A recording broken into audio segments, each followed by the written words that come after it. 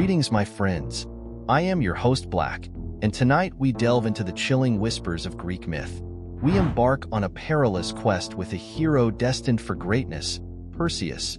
But before we begin, have you ever felt a gaze so heavy, so wrong, that it could steal your very breath and turn you to cold, unfeeling stone? Legends speak of such a creature, a Gorgon with hair that writhes like a nest of vipers and eyes that petrify all who meet their gaze. But who was this fearsome being, and who possessed the courage, nay, the audacity, to face her? Tonight, we unravel the chilling myth of Perseus and Medusa. Hit that subscribe button and let's dive in. In the age of heroes and gods, King Acrisius of Argos received a prophecy that would stain the silk of his nights with icy dread. It foretold his own demise, not by an enemy's hand, but by the very blood of his own blood, his grandson. Fear, a serpent cold and slithering, coiled itself around Acrisius' heart.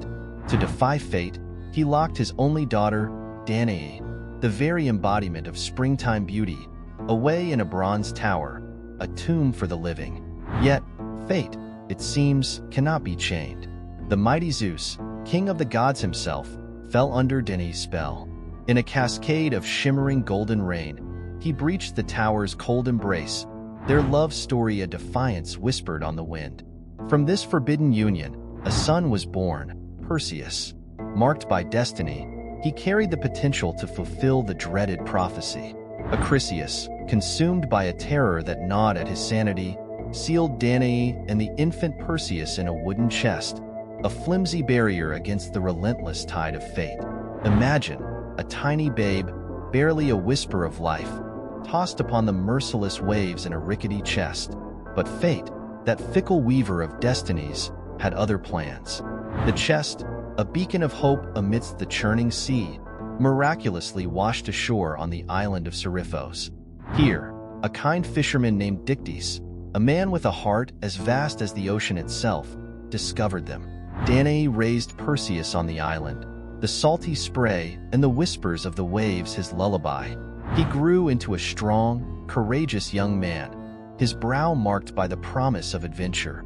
However, their idyllic existence was shattered when fate, that mischievous puppeteer, tugged on its strings once more. The power-hungry King Polydectes of Seriphos, a man whose ambition outweighed his morals, desired Danae for his own. To rid himself of Perseus, a thorn in his covetous side, he devised a treacherous task: to retrieve the head of Medusa, the Gorgon whose gaze turned men to stone. This wasn't just any gruesome errand. Medusa was a creature of nightmares, a warped reflection of beauty.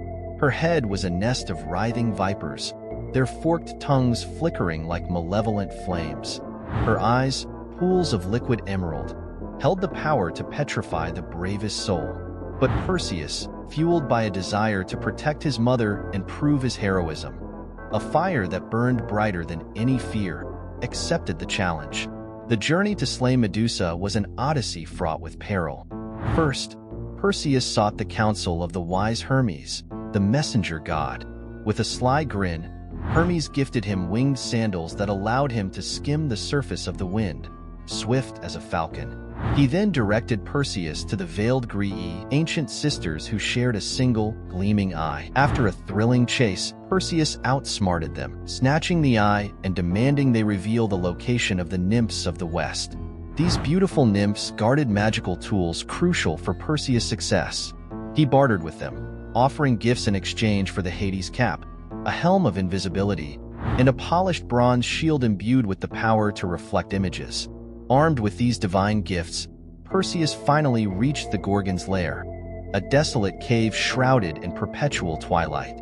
Inside, monstrous sisters, Stheno and Euryale, flanked Medusa, their guttural growls echoing through the cavern. Using the Hades cap, Perseus navigated the darkness, his heart pounding a frantic rhythm against his ribs. He spotted the sleeping Medusa, her viper hair writhing restlessly. But he couldn't risk a direct glance.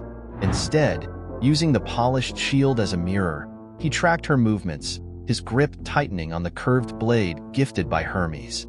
With a swift, practiced motion, honed by years of training, he severed Medusa's head from her sleeping form. A blood-curdling shriek ripped through the air as the Gorgon sisters awoke to the sight of their slain sibling.